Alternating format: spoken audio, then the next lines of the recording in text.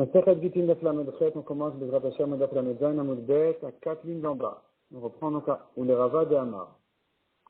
Ou le Rava de Amar et le Achar Yehush. La Gemara avait ramené une marloquette entre Rava et Rava. Sur quel cas se rapporte la marloquette de la Mishnah à propos d'un Eved, un esclave qui était pris en captivité par des goïs et il a été racheté par un juif. On a vu dans la Mishnah que s'il avait l'intention, celui qui l'a racheté, qui continue à être Eved, il le rachète pour qu'il soit Eved, qu'il reste esclave, c'est celui qui reste esclave, continue à travailler. Mais s'il avait l'intention, quand il a racheté, de libérer, selon Tanakama, il est libéré, selon Tanakama, il ne va pas retourner travailler, selon Rabban Shimon Gamliel, il retourne travailler. Donc nous avons une marloquette entre les Tanaïm de la Mishnah, qu'est-ce qu'on fait de ce Eved? Là-dessus, nous avons vu une marloquette entre Rava et Rava. Si la Mishnah se rapporte à l'étape où le premier maître avait encore l'espoir de retrouver son Eved, c'est sur ça que se rapporte à marloquette. Est-ce que quand celui qui l'a racheté avait l'intention de libérer, il doit être libéré ou bien non, il retourne au travail? Ou bien, on dit autrement, Rava dit, notre Mishnah se rapporte sur le cas où le premier maître, il s'était déjà découragé, il s'était découragé de le retrouver, et donc il l'a abandonné, et c'est sur ça que se rapporte à marloquette de la Mishnah. Est-ce qu'il retourne quand même travailler, ou bien non, puisque celui qui l'a racheté avait l'intention de le libérer, alors il doit être libéré. La Gemara maintenant se rapporte sur Rava, ou les Rava de Hamar, donc à 4 lignes d'en bas, ou le Rava de Hamar, d'après Rava qui a expliqué notre Mishnah, le Achar Yehush, que le premier patron avait déjà perdu l'espoir de retrouver son Eved, ou les rabbins chez lui. Et donc il doit retourner au travail, mais chez le deuxième maître, celui qui l'a racheté. Puisqu'il avait l'intention donc puisqu'il avait l'intention de le racheter pour qu'il travaille, pour qu'il reste son Eved. Donc selon Rava, on a dit, il va travailler chez le deuxième maître, puisque c'est l'Achar Yehush. Le premier a déjà perdu l'espoir de retrouver. Donc d'après ça, demande la Gemara, se pose la question, Rabo Sheni, Miman Kanile, de qui le deuxième maître, donc celui qui l'a racheté, de qui il a acquis ce Eved? Il a acquis de qui? Du Shavaï, du Goy qu'il a volé. Shavaï Gouffé Mikanile, est-ce que ce Goy-là, il a acquis le Eved lui-même, en le volant, pour que celui qui l'a racheté puisse l'acquérir de ce goy? De qui il a acquis le deuxième? En quoi il devient son Eved? Le premier n'est plus son propriétaire, n'est plus son patron, parce qu'il a déjà abandonné. Le goy, comment est-ce qu'il a acquis ce Eved? Donc de qui tu me diras que celui qui l'a racheté, il a acquis? De quoi? Du Eved lui-même? Non, il n'a rien payé au Eved lui-même. Répond la Gemara, quand il est le Maté Adav, le goy, quand il a pris en captivité ce Eved, il l'a acquis pour son travail. D'Amaresh Lakish. Et là, la Gemara va nous faire toute une démonstration, comme quoi un goy peut acquérir un serviteur. Il peut acquérir un serviteur, il peut acquérir un Eved pour son travail. Un juif peut acquérir un esclave, même pour son corps. Le corps de l'esclave est acquis au patron juif. Ça s'appelle Kinyan Agouf. On va l'appeler un esclave. Tandis qu'un goy n'a pas de Kinyan Agouf sur son esclave, il ne peut pas acquérir son corps lui-même, il peut par contre acquérir son travail, appelons-le un serviteur. Et donc la Gemara dit comme ça. D'abord, nous on apprend tout ça à la chôte, qu'un goy peut acquérir le travail alors que le juif il a acquis même le corps, et que quand le goy peut acquérir le travail de son serviteur, peu importe si son serviteur est juif ou goy. Il faudrait aussi savoir de quelle manière le goy l'a acquis. En le volant, il l'a acquis aussi. Quel est le kinyan qu'il a fait? Il n'a pas payé. Et donc, justement, va nous démontrer tous ces kinyanim, comment ça marche. Alors, Resh Lakish dit comme ça. Mina il oved kochavim, shekana est un oved kochavim le maté adam. D'où je sais qu'un goy peut acquérir un goy pour son travail. Chez Neymar, Vegam ibnat Toshavim Agarim Achem, le pasuk dit, et aussi vous les Juifs, des goïms qui habitent parmi vous, même teknu, vous pouvez acquérir acheter des esclaves. Atem konim mehem. Les mots mehem teknu sont des mots en trop dans le pasuk, c'est déjà écrit dans le pasuk précédent. Donc, mehem teknu vient me faire ici une dracha pour m'apprendre. Mehem teknu, vous pouvez acquérir d'eux. Atem konim mehem. Vous pouvez acquérir d'eux, velem konim mikem, mais pas eux de vous. Donc, un goy ne peut pas acquérir un juif. Velem konim de ni un goy d'un goy. Un goy ne peut pas acquérir un autre goy en esclave. Et la Braïta continue et demande sur elle-même. Peut-être qu'ils ne peuvent pas, tu viens de dire, peut-être qu'on dira donc qu'un goy ne peut pas acquérir un autre goy. Est-ce qu'on va oser dire une chose pareille aussi, alors que c'est faux? Et la Gemara interrompt la question elle-même et elle dit, mais on vient de dire que c'est vrai. La Gemara reprend la question en s'étonnant dessus. Yachol tu demandes, peut-être qu'il ne peut pas s'acquérir un goy à un autre goy. Amrat, pourtant tu viens de dire que Lohem Konisé, un goy ne peut pas acquérir un goy. Donc qu'est-ce que tu t'étonnes maintenant de demander, est-ce que vraiment un goy ne peut pas acquérir un goy? Oui, vraiment, il ne peut pas acquérir. Achikama, répond la Gemara, non, justement là il faut distinguer. Velohem Konisé le gouffre. Un goy ne peut pas acquérir un goy pour son corps. Un goy ne peut pas acquérir un goy comme esclave, comme Kinan Agouf. Peut-être qu'un goy ne peut pas acquérir un autre goy comme serviteur pour son travail, non plus. Et c'est faux. Amrat Kalvachomer. Tu dis là-dessus un Kalvachomer, j'apprends par un Kalvachomer qui peut lui acquérir un autre goy pour son travail. Quel est le Kalvachomer? Si déjà un goy peut acquérir un juif pour son travail comme serviteur, Kalvachomer qui peut acquérir un goy.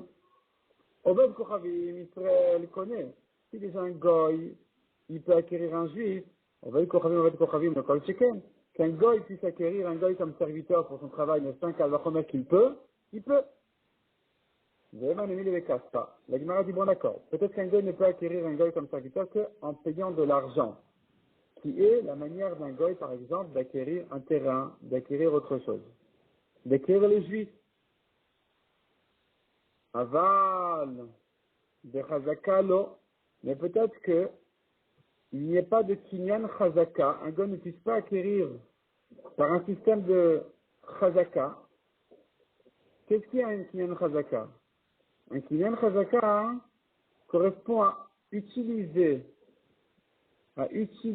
comme un patron la chose que je veux acquérir. Ça peut être un terrain, et que quand j'utilise comme un patron, on appelle ça Naal, Gadar ou Parat. Il a fermé la porte, ou bien il a construit un mur, une barrière, ou bien au contraire, il a fait une brèche dans la barrière, il a cassé, il se montre propriétaire. Il utilise ça vraiment comme un propriétaire.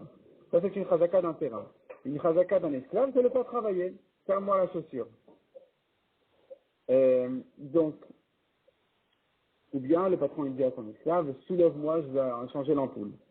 Et donc voilà, il travaille comme un esclave. Cette chazaka là, ce système-là, est-ce que c'est bon aussi pour que le goy puisse acquérir son serviteur? Peut-être que non. Amar Papa répond à la Gemara, si il peut. Ça marche, on a une preuve qu'un goy a fait une de chazaka, même pour une terre. Et donc, il en est de même pour acquérir son serviteur avec sa chazaka. D'où est-ce qu'on fait ça? Parce que Rapapa a dit, Amon ou Moab, Taharu Besichon. Amon ou Moab sont deux pays. Le pays de Amon, du peuple de Amon, le pays du peuple de Moab. Ces deux pays-là étaient interdits aux Juifs. Interdits aux Juifs dans le sens que les Juifs n'avaient pas le droit de faire la guerre contre Amon et Moab et prendre leur terre. Et malgré tout, nous voyons dans les psukim que la terre de Amon et Moab, finalement, est arrivée chez les Juifs. Comment ça se fait? J'ai bien dit finalement. Parce que il y a eu Sichon, le Hémori, qui n'est ni de Amon ni de Moab, qui a conquis ces terres, qui a conquis ces pays-là. Il a pris leur terre. Sichon à Hémori, Melech à Hémori. Il a fait la guerre contre Amon et Moab. Il a fait le travail pour les Juifs.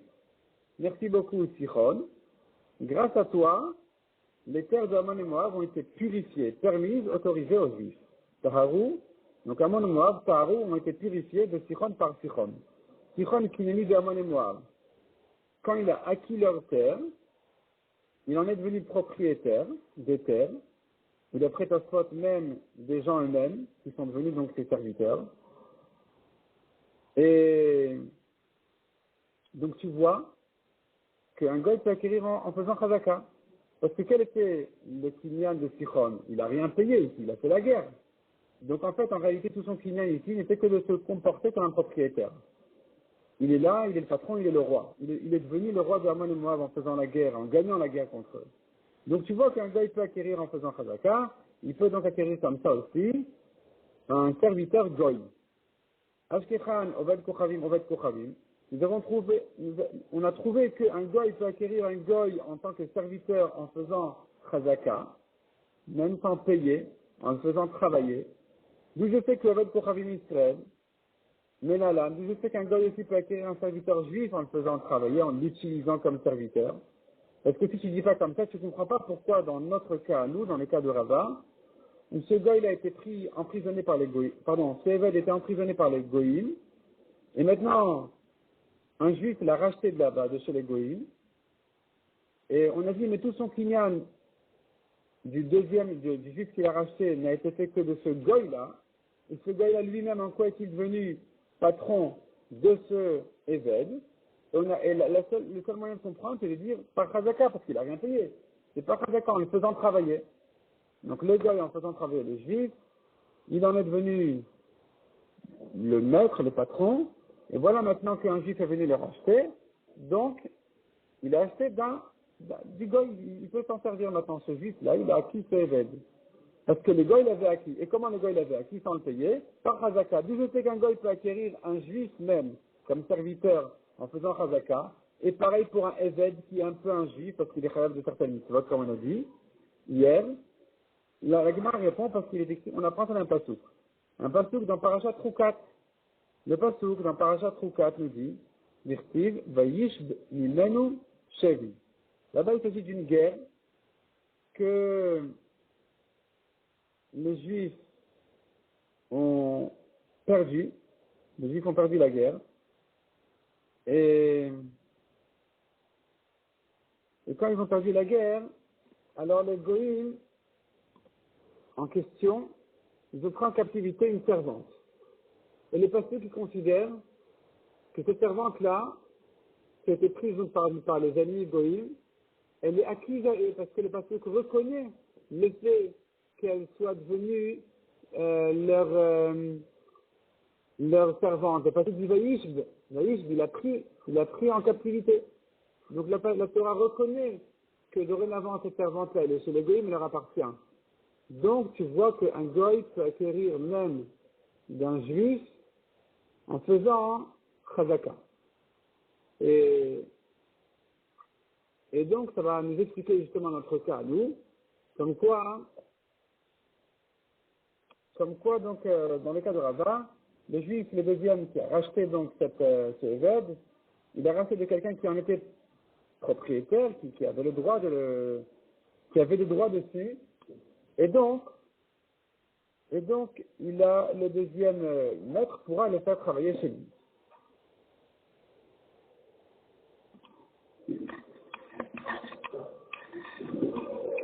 On continue dans la Gemara, Marav Shman Baraba Marabi Yochanan. Eved Shebarach Mibet Asurim. Un Eved qui a été emprisonné, il s'est sauvé de la prison, Yata Lecherut, il est libre. Velo de la Shekopin et Rabov et Kotav Loget Shicho. Non seulement il est libre, mais, c'est-à-dire non seulement il est libre au niveau du travail, mais il est libre aussi, on va forcer son maître à le libérer au niveau de la Kedusha de son corps. C'est-à-dire un Eved, quand il est encore Eved chez le juif, il a, comme on a vu, un certain statut intermédiaire entre Goy et Juif. Il est capable de certaines mitzvot, il est capable de mitzvot comme une femme. Il n'a pas encore la Kedusha d'Israël complètement. Pour arriver à une Kedusha d'Israël, à pouvoir se marier avec une Bat Israël, il faudrait qu'il reçoive un guet qui le libère. Et donc on va forcer son maître de le libérer puisqu'il s'est sauvé de la prison. Donc, c'est-à-dire son maître juif doit lui donner un guet quand il a vu qu'il a réussi à se sauver de la prison de Goïm. Nan, la Gemara ramène ce qu'on a vu dans la Mishnah, que selon Rabban Shimon ben Gamliel Omer, ben Kach ou ben Kach Ishtabed, donc selon Rabban Shimon ben Gamliel, dans tous les cas, aussi bien si celui qui l'a racheté avait l'intention qu'il reste évêque, que s'il avait l'intention qu'il soit libre, dans tous les cas, on va le remettre au travail. Il va retourner au travail. Il reste évêque. Donc ça, c'est ce que disait Rabbi Shimon Gamliel. Et Verma Rabba Bachanan Rabbi Yochanan, comme Shishana Rabban Shimon Gamliel et Mishnah, nous partout où Rabban Shimon Gamliel a parlé dans la Mishnah, Alachak Moto. Alachak doit être comme lui. Chous, sauf 3 exceptions, ni Arev, une exception c'est le cas du garant, certaines marloquettes à propos d'un garant, Zetidan, une autre marloquette à propos de Sidan, qui est le nom d'un endroit, Veraya Achona, et la dernière preuve. Il y a deux discussions entre Rabban Shimon Gamliel et Chachamim à propos des preuves, et la Lachal est comme lui dans la dernière. Donc en tout cas, nous on n'est pas dans ces 3 cas-là. On est dans les cas où on a appris que partout où il a parlé, la Lachal est comme lui. Donc, la Lachal doit être comme lui ici aussi, qui a dit, Ishta Abed, le Eved qui a été racheté, de Goïm, il reste Eved. Et toi tu me dis que quand il s'est sauvé de la prison, il est libre. Comment tu comprends ça? Biche comme elle a abayé. Alors là, on a vu la Gemara revient à la marloquette d'Abaye et Rava. Dans quel cas se situe la marloquette de Rabban Shimon Gamliel de Chachamim? Selon Abaye, ça va. Moukila la Elis Yehush, Vaïla Yehush. Lui, Abaye a expliqué que la marloquette de la Mishnah se rapportait sur avant le Yehush. Tant que le propriétaire ne s'est pas découragé de l'espoir de retrouver son service, son évêque, c'est là où ils sont en marloquette. Et c'est là où la lacha sera comme Rabban Shimon, Ben Gamliel, et que tant qu'il a été racheté, dans tous les cas, il retourne à être évêque. Veha, il a Hayouch. Est-ce que Rabbi Shimon Baraba a dit au nom de Rabbi Yochanan que si c'est sauvé la prison, il est libre? Et après le Yehush. Et après le Yehush, là ça va, là il est libre, puisque son propriétaire, son patron, il a abandonné, je comprends qu'il est libre. Et là, le Rava d'Amar, la Yehush, mais pour Rava qui a interprété notre Mishnah après le Yehush du premier patron, et que la Lacha, tu me dis, elle est d'après Rabbi Yochanan comme Rabban Shimon, qui a dit que dans tous les cas, il doit rester évêque. Alors comment tu comprends qu'ici Rabbi Yochanan lui-même a dit, quand il s'est sauvé de la prison, il est libre? Quelle est la différence entre le cas où il s'est sauvé de la prison et le cas où il a été racheté? Cache de Rabbi Yochanan, contradiction de Rabbi Yochanan, qui a dit d'une part, la Lacha était toujours comme Rabban Shimon Gamliel, et d'autre part, qui a dit que s'il s'est sauvé de la prison, il est libre. Répond la Gemara Amar Lecharava. Quelle est la raison de Rabban Shimon Gamliel de dire que quand il était racheté dans tous les cas, même après Yehush, il doit être évêque? Yishuv de Chizkia. C'est pour la raison que Chizkia a donnée, qui avait dit, on ne veut pas encourager les avadim, les esclaves qui sont mécontents de leur patron, pour se venger, ils vont aller se rendre au Goïm, pour qu'ensuite, ils se libèrent de leur patron. Ils vont trouver ce système-là très intéressant. Donc, pour les bloquer, on va leur dire de toute façon, quoi qu'il arrive, quand on vous rachète, vous retournez chez le premier patron. Peu importe s'il vous a déjà abandonné ou pas, peu importe si celui qui vous a racheté avait l'intention de vous libérer ou pas, dans tous les cas, vous retournez chez le premier. C'est ce que Chizkia avait fait, avait ramené comme svara pour comprendre la takana de Rabban Shimon qui a dit de toute façon, Ishta Abel, il doit retourner au travail. C'est le premier. Ça, c'est juste, c'est vrai, quand il était racheté, pas quand il s'est sauvé. Boré Arshani, quand il s'est sauvé de la prison, c'est différent. Pourquoi c'est différent? C'est très clair la différence. Racheta les 4 la Mastar Nafshe. Regarde, il supporte tellement pas la prison qu'il est prêt à se mettre en danger de mort en se sauvant. Alors qu'il sait que si on va le rattraper, on va le tuer. Un poulet qui Nafshe les Gayasot, est-ce que celui-là, tu crois vraiment qu'il va se jeter chez les Goïms, chez les armées des Goïms pour qu'ils le prennent, alors qu'il se sauve? Il se sauve en prenant un risque sur sa vie. Quelqu'un comme ça, hein, c'est sûr qu'on n'a rien à craindre. C'est sûr que pour lui, on ne va pas dire que dans tous les cas, il doit retourner chez son maître. Pour ne pas qu'il se rende au Goïm. Il n'est pas quelqu'un de ce genre-là du tout. Celui-là, si son maître, s'il s'est sauvé donc de la prison, alors il est libre. Ante de Mar Shmuel. La Gemara nous raconte maintenant sur la servante de Shmuel, Ishtabai. Donc elle était prise en captivité par quoi le Shum Amhata, ceux qui l'ont racheté. il reconnaissait qu'elle était la servante de Shmuel, donc il voulait lui rendre service. Ils l'ont racheté avec l'intention qu'elle reste, donc sa servante. Le Shadroua, il l'a envoyé à Shmuel. Shalchoulé, et donc ils lui ont ajouté aussi un message en lui disant comme ça. Anan, que Rabban Shimon ben Gamliel Sviv Alam. Nous pensons comme Rabban Shimon qui dit que dans tous les cas, elle retourne être servante. Mais toi, Shmuel, il n'a mis que Rabbanan Sviv Alam, même si tu penses comme Chachami, mais que tu vas craindre peut-être que quand on l'a racheté, on avait l'intention de la libérer, que nous, qu'elle doit se libérer, ne t'inquiète pas. Anan Eshum Amata Parkinanda. Niala. Nous, quand on l'a racheté, on avait l'intention, donc elle reste ta servante.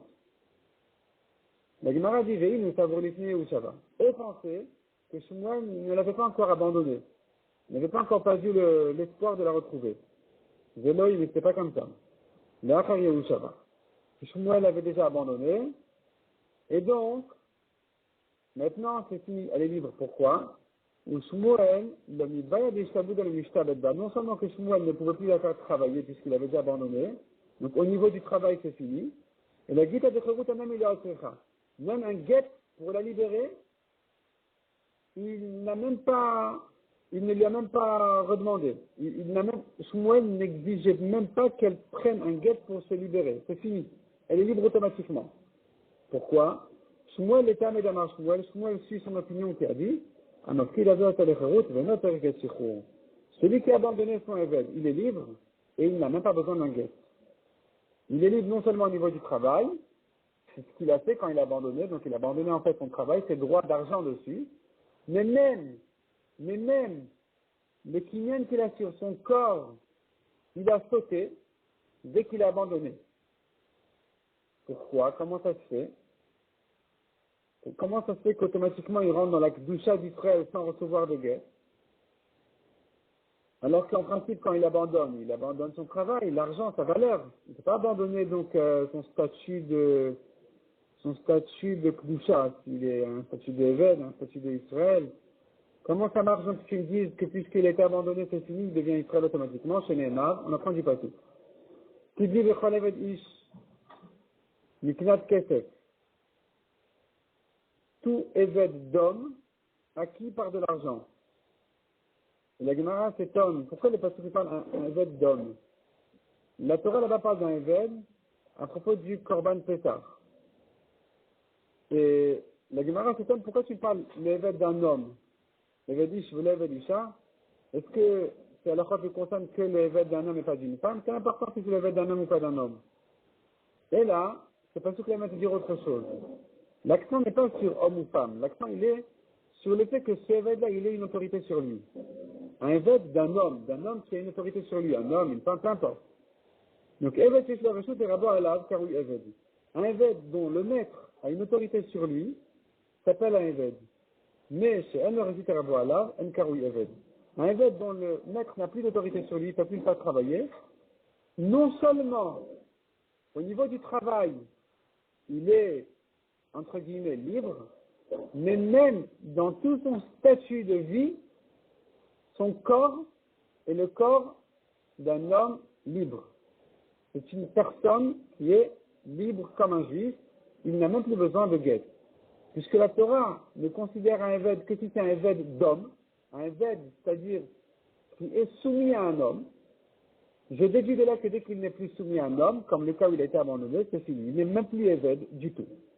Donc dans cette histoire-là de la servante de Shmuel qui s'est sauvée, et que Shmuel donc l'avait abandonné, Shmuel n'a même pas nécessité un guet pour la libérer. Elle est automatiquement libre, elle peut se marier avec directement un juif.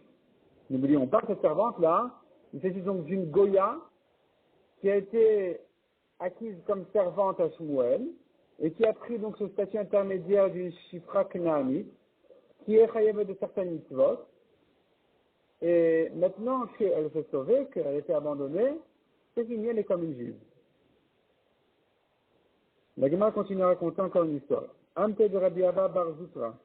La servante de Abba Bar Zutra, celle-là, Ishtavai.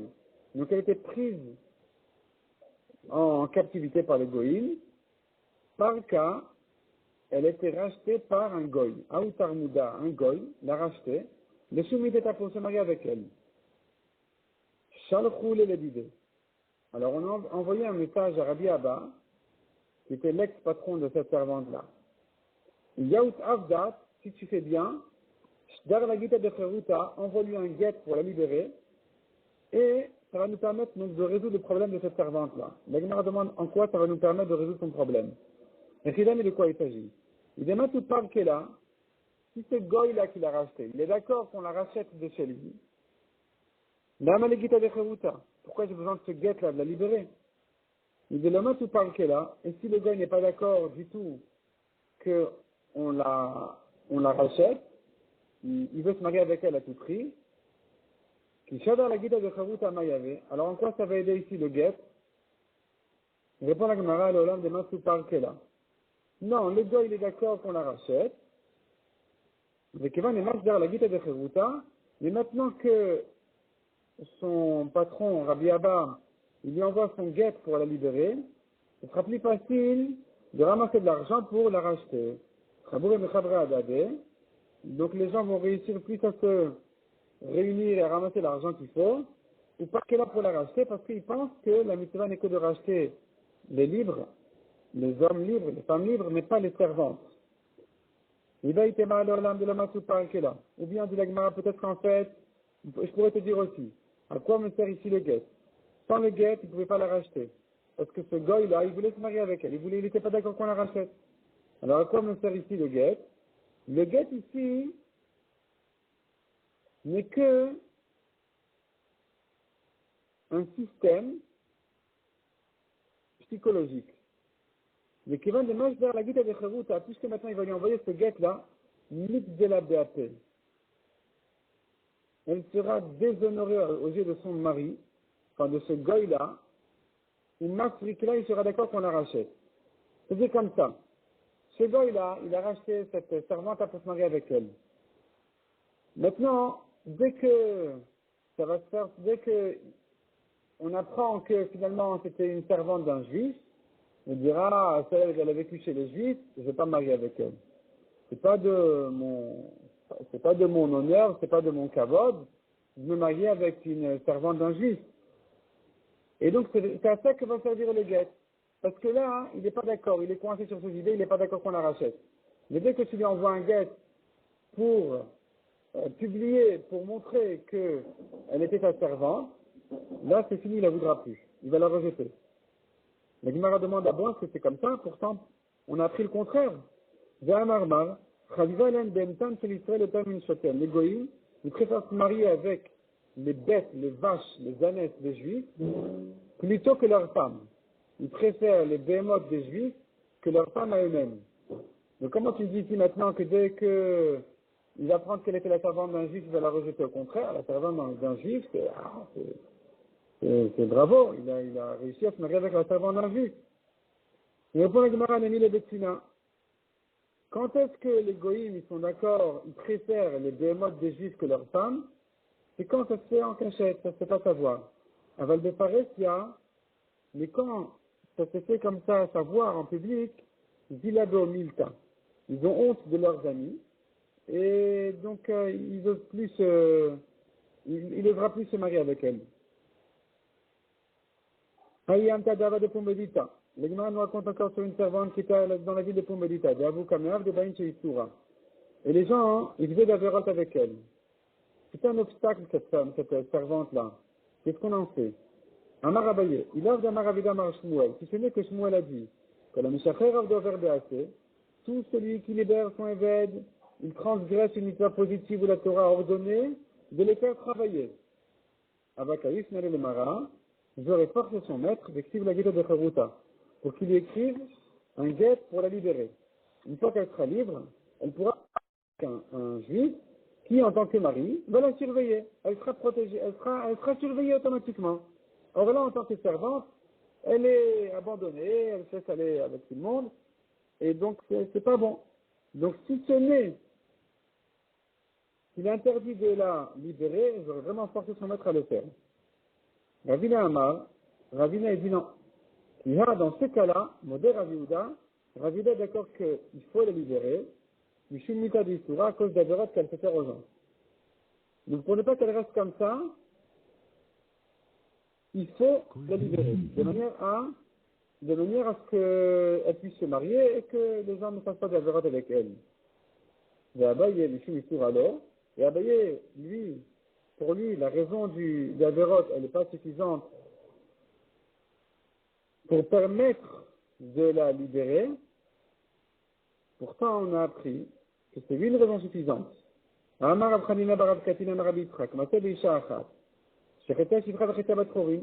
y avait une femme qui était moitié servante, moitié libre. On tourne la page, commence à moitié-moitié, donc elle avait deux patrons, un à libérer. Et donc cette servante-là, elle n'a plus avec qui se marier, elle n'a pas le droit de se marier ni avec des avadim, parce qu'elle est moitié libre, ni avec des juifs, parce qu'elle est moitié servante. Donc puisqu'elle n'a pas avec qui se marier, alors, on a forcé son maître de la libérer définitivement, complètement. Quelle est la raison? C'est parce que les gens se comportaient avec elle de manière esquerre, sans limite, elle n'était pas surveillée. Et donc, c'est pour ça que, pour ne pas qu'il y ait de problème, on a forcé son maître de la libérer pour qu'elle puisse se marier normalement. Donc, tu vois que on a le droit de libérer dans un cas de Avera, pour éviter la Averot. Réponds à la Gemara qui a acheté, est-ce que tu compares les cas? Hatam, là-bas dans le cas de la servante qui était moitié servante, il n'y a pas d'autre solution que celle-là. Parce qu'elle ne peut pas se marier. Elle peut ni se marier avec un Eved, ni avec un Ben Chorim, ni avec un Juif. Donc on est obligé de la libérer pour lui permettre de se marier. Mais ici, cette servante-là, qui lui empêche de se marier avec un Eved, elle va pas se marier avec un Eved. Et Charles de Miyached l'allait il n'a qu'à réserver cette servante à son serviteur. Ça ne s'appelle pas un mariage, mais ça s'appelle au moins elle est réservée à lui. Ou même là. Et donc lui, il va la surveiller en tant que mari entre guillemets. Et donc c'est pour ça que pour Abaye, ce cas-là ne justifiait pas de la libérer. Dans un cas où il n'y a pas de solution, effectivement, on va la libérer. Mais dans ce cas-là, on l'aurait libérée, si ce n'est que c'est interdit. Goufa Rabbi Damar Shmuel. La Gemara reprend donc l'enseignement de Shmuel qui a dit que la Mshacher Avdo Verdease, celui qui libère son Eved. Il s'agit bien sûr d'un Eved Knaani, un esclave, un Eved Knaani, un goy qui a été acheté par un juif comme Eved. Celui qui l'a libéré a transgressé la mitzvah. Chez Nehemar, l'Olam ben Tavodu, la Torah dit, l'Olam, toujours vous devez les faire travailler. Toujours, vous devez les garder comme esclaves. Déduit de là que vous donc n'avez pas le droit de les libérer. Motivé la Gemara objecte, Massé de Rabbi Lezer, chez Nichnas et Betakneset, de l'homme à Sarah. Rabbi Lezer est rentré une fois pour faire la tfila. Il est rentré à Betakneset, il n'est pas minyan. Qu'est-ce qu'on fait quand il n'y a pas minyan? On cherche un dixième, il n'a pas trouvé. Mais Shicher Avdo, Vishlimo la Sarah. Il a libéré son Eved, et avec ça, il a complété minyan. Regarde combien il était dévoué au mitzvot. Il voulait faire à tout prix, il a le minyan, il était prêt de libérer son Eved, de perdre son Eved pourvu de faire la tfila à Bekibour, avec 10 personnes. Donc tu vois, il n'y a pas d'interdiction de libérer un Eved, répond la Gemara mitzvah shani. Ça aussi c'est une mitzvah qui permet donc de le libérer.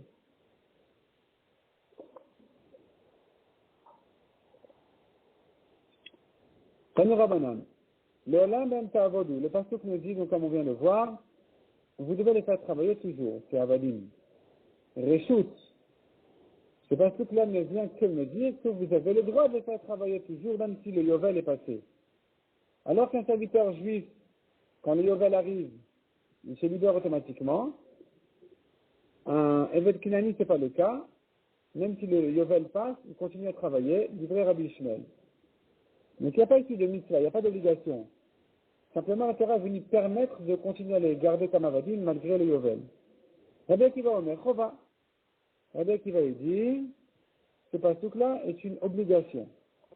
Obligé de les faire travailler. Même, toujours, tu n'as pas le droit de les libérer du tout. Demande à Gemara, mais si c'est comme ça, alors, dans le cas de Rabbi Lezer qui a libéré son Eved pour compléter Minyan, il veut dire à Rabbi Lezer, On a dit non, c'est parce que c'est une mitzvah, exceptionnellement c'est permis. Pourquoi tu as besoin de rentrer dans des exceptions? Peut-être que Rabbi Eliezer, savoir la Kemade Amar, il pense comme celui qui a dit, Réchout, que c'est pas une obligation de garder son évêque. Pour lui, peut-être que la Torah n'est venue que permettre de les garder, mais pas en tant qu'obligation. Qui t'a dit que même pour celui qui dit que c'est une obligation de garder ses avadim, interdit de libérer, il dira que dans un cas de mitzvah c'est permis. Répond la Gemara Losal Kadatar. Non, on ne pense pas comme ça. C'est un Abed, Abed Omer Chova. Une Braïta dit clairement, que le Rabbi Eliezer, c'est parce que c'est une obligation de garder ses avadim. Et donc, tu es obligé d'expliquer que la raison pour laquelle il s'est permis de libérer, ce n'est que pour la mitzvah du minyan. Amaraba. À cause de ces trois vérotes-là, les balais batim, ils perdent leur argent, ils perdent leurs biens. Quels sont les trois vérotes qui font? Des masques avdayu le cheruta. Ils libèrent le ravadim. Alors c'est interdit. Des fois, un ami préfère le libérer plutôt que de le garder, c'est plus facile.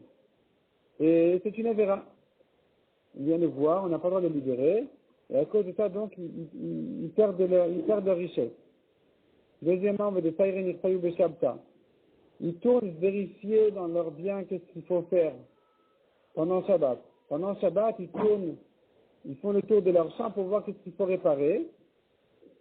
Après, qu'est-ce qu'il faudra réparer après Shabbat. Mais ils tournent pendant Shabbat. Troisièmement, on veut des Kavesou Dataïou Beshabta, Beidan Ben Midrasha. Ils fixent leur repas pendant Shabbat à l'heure du Beth Midrash, à l'heure de la dracha du Rav. Au lieu d'aller au Beth Midrash écouter la dracha du Rav, ils fixent leurs horaires de Seudat de Shabbat à ce moment-là. Et donc ils sont punis de perdre justement leur richesse. Il y avait deux familles dans la ville de Yerushalayim. Achat Kavasuta Beshabta, une a fixé sa Seuda pendant Shabbat, Achat Kavasuta Berev Shabbat, et une autre vendredi. Ushten Nekrou, et les deux familles en question, Nekrou était stérile, non plus de descendants. Donc, celle qui a fixé son repas pendant Shabbat, ça veut dire qu'ils n'allaient pas au Beth Midrash écouter la dracha du Rav, le shiur du Rav. Et pendant ce moment-là, ils ont fixé leurs horaires de leur repas. Et celle de Erev Shabbat, soit c'est vendredi soir, ils retournaient au Beth Midrash pour étudier. Et ceux-là, non. Ceux-là, au contraire, ils restaient sur leur repas de Shabbat. Soit, Rashi explique, c'est vendredi. Vendredi dans la journée, on n'a pas le droit non plus de faire des grands repas, de manière à ne pas rentrer rassasié à Shabbat. De manière à manger avec appétit le repas de Shabbat. Et eux qui ne faisaient pas attention à ça, c'est un manque de respect vis-à-vis de la mitzvah de Shabbat, des repas de Shabbat, et donc c'est pour ça qu'ils ont été punis. Amaraba Amarab, un Makdish Avdo. Ici, la Gemara va traiter le cas de quelqu'un qui était Makdish son Eved. Il était Makdish, donc il a dit sur son Eved qu'il soit Ekdesh. Consacré au Beth Amikdash. Il n'y a pas le Kherut. Il n'a pas dit les mots Beth Amikdash. Il a dit le Ekdesh. Il a dit voilà, mon Eved il est Ekdesh. L'Eved automatiquement il est libre. Maïtama. Pourquoi on dit qu'il est libre? Quel rapport entre ça et le Ekdesh? Vous faites le Kaddish. Rendre le corps du Eved Kadosh comme un korban qui sera sacrifié au Mizbeach, ça n'existe pas. On ne connaît pas un korban comme un korban humain n'existe pas. Et Beth Amikdash. L'idmé, pour sa valeur, dire qu'il a voulu être Makdish que la valeur de son Eved, on ne dit pas. Le Kéamar, il n'a pas dit comme ça. Il n'a pas dit je suis Makdish la valeur de mon Eved. Il a dit je suis Makdish mon Eved. Donc qu'est-ce qui te reste à dire? De l'Eve Am Kadosh Kéamar. Tu ne peux comprendre que qui voulait dire que son Eved il soit Kadosh dans le sens qu'il rentre dans la Kedusha d'Israël. Autrement dit, il est libéré. Rabbi Yosef Amarav, un maskir Rabbi Yosef Lecherut. Rabbi Yosef au nom de Rav dit, celui qui a abandonné son Eved, il est libre. Mandama Magdish Koshkel Maskir. Celui qui a dit Magdish, il est libre, qu'elle va reconnaître que dans Maskir, il est libre parce qu'il a abandonné. Mandama Maskir, Aval Magdish Lo. Celui qui a dit que Rav a parlé du cas de Maskir, il a abandonné son Eved, il est libre. Mais Magdish, non. Pourquoi? Dit Malid Mekama, quand il était Magdish son Eved, tu peux entendre par là qu'il était Magdish, la valeur de son Eved. Donc c'est pas qu'il a libéré, c'est pas qu'il a voulu dire qu'il rentre dans l'acte du chat d'Israël. Il va aller où?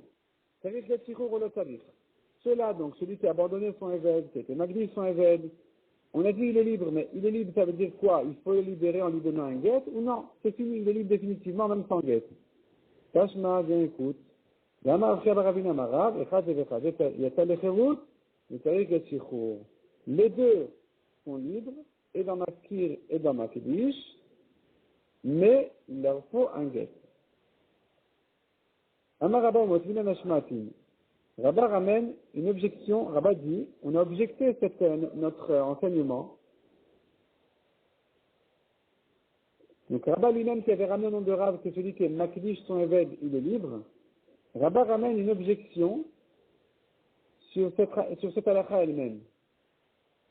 Et l'objection elle est parce que on a appris qu'un Makdish n'est chasav. Celui qui est Makdish, c'est bien de manière générale. Ben Avadim, il y avait parmi eux des Avadim, donc c'est vraiment notre cas à nous. Il était Magdish Avadim, parmi ces biens. En Agizbarim, les trésoriers du Beth Amikdash n'ont pas le droit, En Agizbarim Rachaim, n'ont pas le droit de les libérer, ces Avadim. Aval Mochrin Etan Le'acherim, ils ont le droit de les vendre à d'autres personnes, et donc d'obtenir l'argent, la valeur de ces avadim en question qui ont été ekdesh, qui ont été offerts donc au Beth Amikdash, pour leur valeur, qui a été obtenu maintenant par les trésoriers en les vendant à d'autres personnes. Et ces deux personnes qui ont racheté, ou qui ont plutôt acheté ces avadim, s'ils veulent, ils peuvent ensuite les libérer. On les regarde. Mais eux, les trésoriers du Beth Amikdash, n'ont pas le droit de le faire. Parce que celui qui était Magdish, il a voulu donner leur valeur en les libérant, même sous forme de rachat, même si le trésorier dit au Eved, tu peux te racheter à toi-même si tu veux, et que le Eved vient, il a obtenu d'argent d'une manière ou d'une autre, en fait, d'une manière ou d'une autre. Le seul moyen qu'un Eved puisse avoir de l'argent, c'est si quelqu'un lui a donné de l'argent à condition, en lui disant que c'est que pour lui et pas pour son patron. Sinon, automatiquement, Mashekana Eved, Kanarabot, ça arrive, ça passe directement au patron. En tout cas, ici, donc ceux-là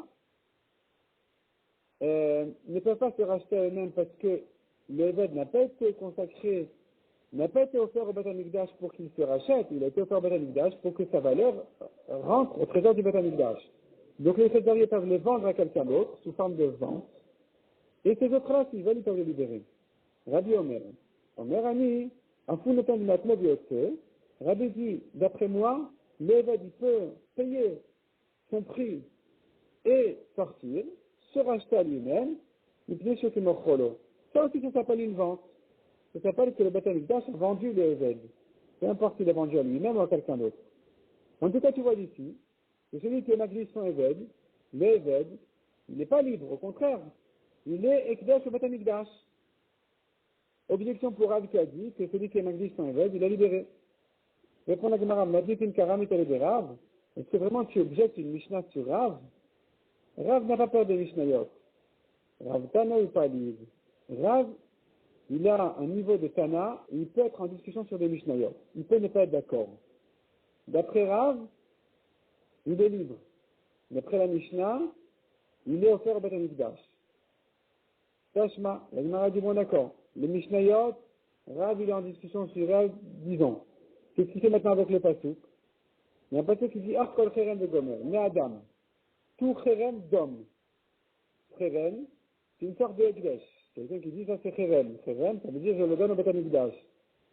Tout cherem, qui soit fait même, que ce soit un cherem humain, ou etc. suite du pasuk, ça pourrait être autre chose aussi qu'un homme.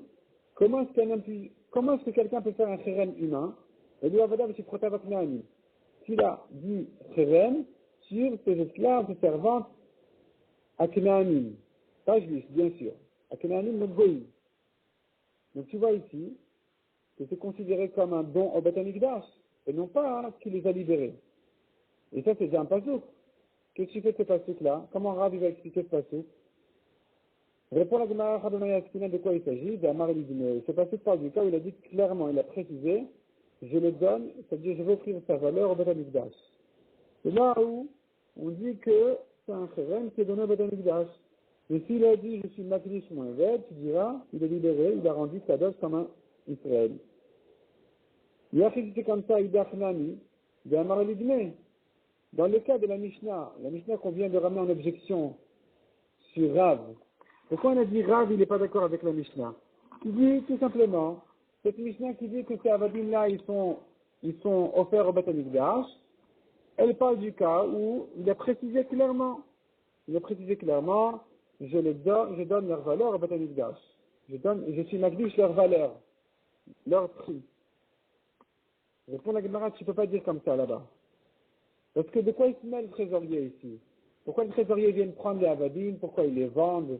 De quoi on parle? Quel rapport entre les Avadim eux-mêmes, physiquement, et les trésoriers du Beth Amikdash? Quelqu'un qui est Makdish, la valeur de ces Avadim, il doit sortir de sa poche le prix du Eved. Et le Eved, il peut faire ce qu'il veut entre temps, ça ne me concerne pas du tout, ça ne me regarde pas. L'Eved, il peut dormir, il peut travailler, il peut faire ce qu'il veut, il peut danser. Et c'est ce que dit la Gemara, tu ne peux pas expliquer comme ça là-bas. Il arrive parce que si c'était comme ça, s'il avait été Makdish la valeur du Eved, alors Enagis Barim Rachaim Lotiam Echerut, est-ce que la Mishnah peut dire dans ce cas-là, les trésoriers n'ont pas le droit de les libérer? Gizbarim Ayavid Tayou. Qu'est-ce qu'ils font ici les trésoriers du Beth Amikdash? De quoi ils se mêlent? Pourquoi ils parlent au Eved? Il n'y a aucun rapport entre le don et le Eved. Le seul rapport il est que le don était fixé selon le prix du Eved. Mais il n'est pas question de parler maintenant ici du droit de libérer les Avadim par le Beth Amikdash. Vetou et encore. Aval mochin etam le'acherim. Le'acherim motin etam echerut. Donc les Gizbarim vendent ces Avadim à d'autres personnes qui vont ensuite, eux, les libérer. Acherim ayavid tayu. Qui a parlé maintenant d'autres personnes qui vont acheter ces Avadim? De quoi on parle? Le Ekdesh ici. Si tu me dis que ce n'est qu'un Ekdesh de valeur, un Ekdesh de valeur ne veut pas dire que le Eved lui-même physiquement va passer aux mains du trésorier du Beth Amikdash et sera vendu à quelqu'un d'autre pour pouvoir obtenir son prix. C'est pas de ça qu'on parle du tout. On est en train de dire tout simplement que le prix du Eved il sera donné au Beth Amikdash. Donc depuis quand maintenant tu me diras le trésorier il traîne les Avadim, il les vend à quelqu'un d'autre, si quelqu'un d'autre qui veut il les libère. C'est pas de ça qu'on parle du tout. De tout, et encore tu ne comprendras pas la suite de la Mishnah là-bas qui dit Rabbi Omer Omerani, Afou ne t'en Rabbi a dit d'après moi, eh bien, il peut le Gizbar, le trésorier du Beth Amikdash, peut laisser le Eved se racheter à lui-même, parce que c'est considéré comme une vente. Et si ce n'est ici qu'un don de valeur, qu'est-ce que ça veut dire ici que c'est comme s'il avait vendu? De quoi on parle? C'est pas ça le sujet du tout. Il faut que le patron donne la valeur de son Eved. Peu importe si maintenant le Eved il s'est racheté, il ne s'est pas racheté, il est passé sur le Gizbar ou pas. Donc toute cette Mishnah-là, je ne peux pas la comprendre comme ça. C'est pas dans le cas où il a dit je donne la valeur de mon Eved au Beth Amikdash. C'est dans le cas où il a dit je suis Makdish mon Eved lui-même. Je suis Makdish mon Eved lui-même, c'est comme s'il avait dit je suis Makdish ma table. Quand il dit je suis Makdish ma table, ça veut dire que maintenant, dorénavant, le Gizbar, le trésorier, il doit venir prendre la table et la vendre pour obtenir sa valeur. Quand il dit chez Makdish mon Eved, d'après cette Mishnah, l'Eved lui-même, il a une Kdusha dans sa, c'est-à-dire l'Eved lui-même, il est donné au Beth Amikdash, sans Kdusha. Il est donné au Beth Amikdash pour que le Beth Amikdash puisse le vendre et obtenir sa valeur sur laquelle va se rapporter le Ekdesh en argent. C'est de ça qu'on parle. Donc tu vois que le Makdish, Mamash, pas Makdish pour la valeur. C'est pas qu'il a dit je fais un don de la valeur de mon. Il a dit non. Je suis Makdish, mon Eved lui-même. C'est ça qu'on parle. Et donc d'après Rav, dans ce cas-là, on a dit, quand il dit ça, il veut dire je le libère. Je suis Makdish, quoi Makdish? Je le libère. Il deviendra Kadosh Bekdusha d'Israël. Ça c'est ce que Rav a dit. Et la Mishnah qui dit que Makdish, ça veut dire que tu dois le donner, ton Eved. Tu le prends dans la main et tu le donnes au Gizbar, et le Gizbar, il va en faire ce qu'il doit faire pour récupérer donc sa valeur, pour récupérer donc le don qu'il a reçu en fait, de transférer sur l'argent, là, c'est pas comme Rav. Lui, il pense que le Ved n'est pas libre. Donc cette Mishnah-là, elle n'est pas comme Rav. Rav, il est en discussion sur cette Mishnah. Par contre, le passage qui te dit qu'un homme peut faire un chérem d'un Ved, un chérem humain, Rav, il sera obligé d'expliquer ce passage en disant qu'il a dit chez Magdish la valeur. Et dans ce cas-là, la Torah nous dit, bien voilà, il a fait un don de sa valeur, il doit se payer, donc la valeur de ce Ved de Beth Amikdash.